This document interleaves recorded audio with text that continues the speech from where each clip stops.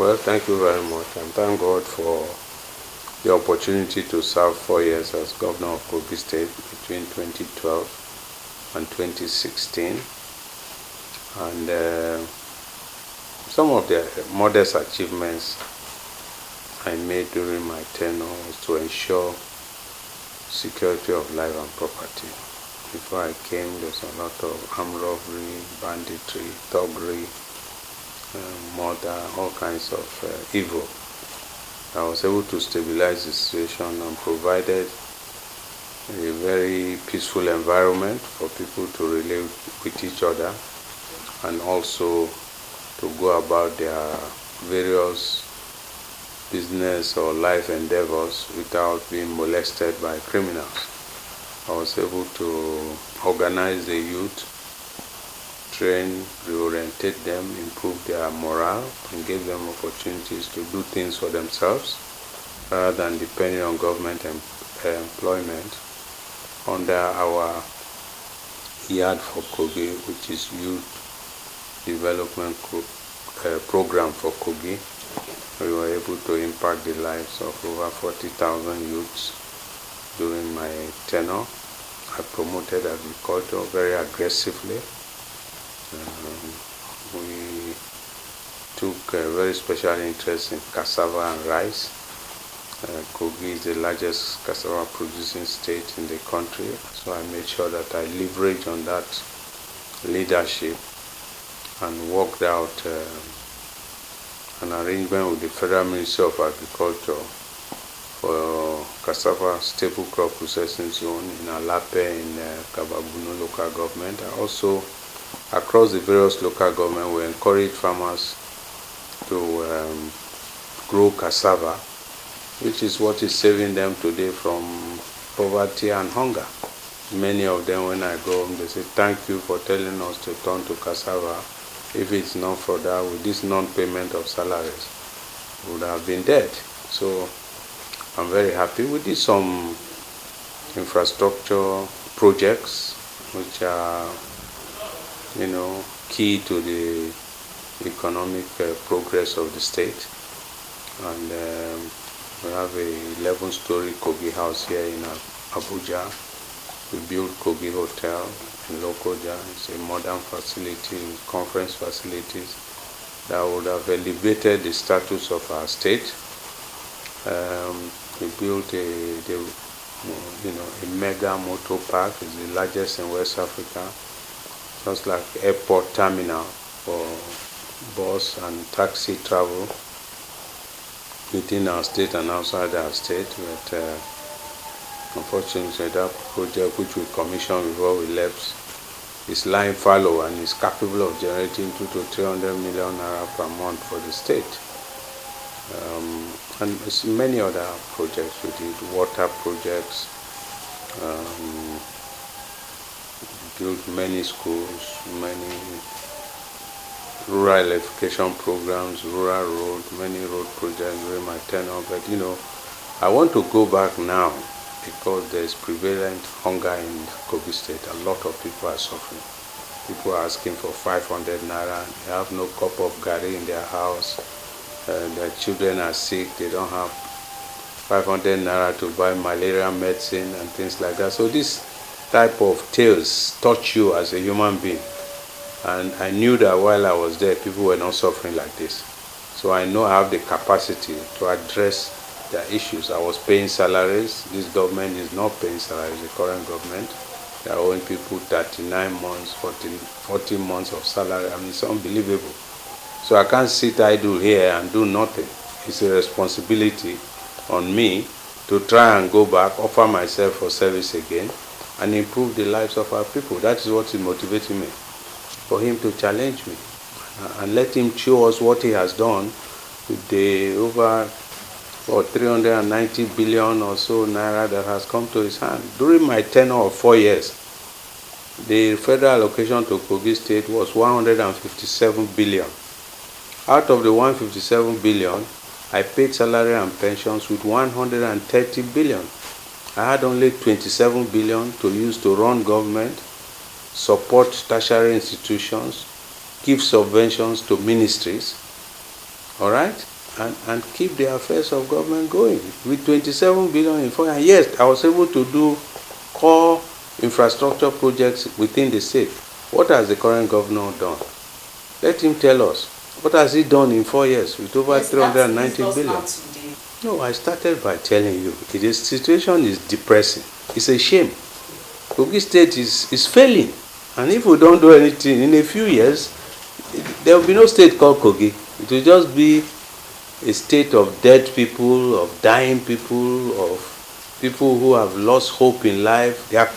Civil servants are committing suicide. Nothing like that happened during my tenure. Because I paid salary continuously, non-stop, for 45 months during my tenure. The remaining 2 months which I didn't pay was in agreement with the labor union because the money that came was too small to pay full salary.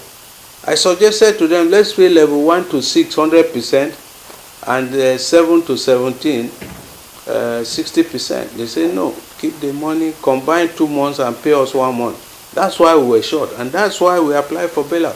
So, look, if the present governor is saying that the problem he has was created by his predecessor, he's telling lies. And I challenge him to bring his figures. I'll produce my figures, and you go and cross-check the Federal Minister of Finance and see who is lying. I will never lie. I came to serve Kogi people. I served them to the best of my ability, and I can account for my tenure any day, anywhere. So his problems are, what is he doing with his current allocation? Every month he's getting federation account allocation.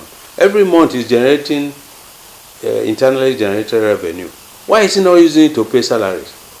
Why is he not doing projects with them? I did. So how can you now say the problem is me? The problem is him. What I see is incompetence and insincerity on the part of that government. And this is the time for our people to ask questions. Accusing people, and it's like you hide your head in the sand and say everything is hunky-dory. It's wrong. Let him come out and tell people what he has done with all the money he has collected. Some of the insecurity in Kogi State now is generated by the government. They are terrorizing people. Look, the chairman of PDP in Okene local government was abducted by governors, fake police and soldiers. 2 weeks ago, he's in jail in government house in Kogi State. We've reported to Commissioner of Police, reported to the commander of the Army Records, reported to the DSS in Kogi State. They have not been able to bring this man out. It's unfair.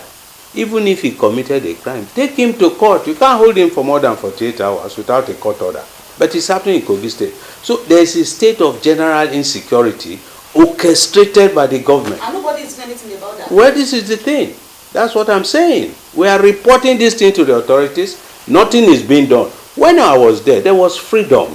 Every citizen felt free. They were moving about. They were doing their businesses. We protected them. We empowered the security agencies, synergized them, funded them, and they protected lives and property. But when you have a government that is terrorizing people and encouraging insecurity, even the normal security agencies become limited in what they can do. Because if the leader is not doing the right thing, those below will do worse. That's what's going on. So if I come there, I will restructure the security architecture of the state. I will empower the security agencies. We will work together. We will have regular security council meeting, which was a culture under my tenure. Okay. You understand? So I can deal with the insecurity. I've done it before for 4 years. I can do it again. The day I come in, the month I come in, their salary will be paid. I'll be honest with them. If the money that comes is enough to pay them 100% salary, I will pay them. If it's not, they will see. These figures are published in all newspapers now from the Federal Ministry of Finance. That's true. They will see. When I was in Kogi, the salary bill was 2.6 billion per month.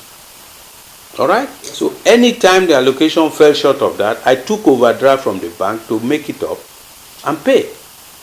I didn't. I used to pay salary 25th of every month if the money from the federation account comes to combine what we have generated internally.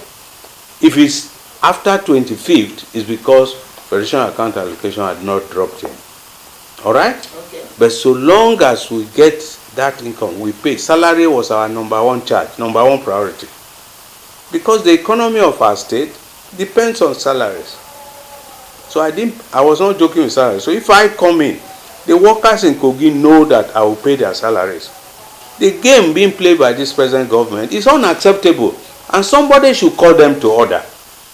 Because if you allow this, instability will arise. At some point, people will start protesting. Why are you not paying our salaries? Money is coming from Federation account. Why not? You are generating internally generated revenue, taxes and all that. Why are you not paying us? So people will ask this question. And unless such questions are addressed, there's a limit to which people can stomach hunger without doing anything. This our own is 39 months or 40 months. So that's what people are saying. We cannot sit like this, because at some point, the government will lose control, because people will come out shouting, protesting and complaining of non-payment of their salaries. No, we are looking forward to a free, fair and credible primary. The PDP has laid a standard in the presidential primary in Port Harcourt. We are not expecting anything less than that. And the chairman of the party, in his address to all the aspirants before we went for our 3-man delegate congress, assured every aspirant that there will be a level playing field, the primary will be free and fair, and PDP will never, under his own tenure, go below the standard of Port Harcourt. So we are all looking to a free and fair primary, and whoever emerges, we will support the person to win the next election. Oh, they should vote for me. I'm the best candidate by the grace of God. I have experience, I'm transparent, I'm very honest, they know me, I'm a man of my words, I've done it before. They should compare the state of their life under my tenure with what is going on now. Their life was much better between 2012 and 2016. So give me a chance. I will do better than the last time. I will learn from my mistakes. And ensure they should vote with Idris Wada, because I am honest, I'm sincere, I have a fear of God. There was security during my tenure. This kind of hunger they are experiencing now was not there. I was a listening governor. I promoted agriculture. There was prudency in my administration. We used the people's money for the benefit of the people. I did not enrich myself. I've been living in this house here in Abuja since 1995. I did 4 years as governor in Kogi. I came back to the same house. I don't have any new house in Abuja or abroad. Everything I have are things I owned before I became governor. Well, if they vote for me, they have a governor who is self-made by the grace of God, who is not coming there to steal their money, but to work to improve their lives. Thank you very much. Thank you very much.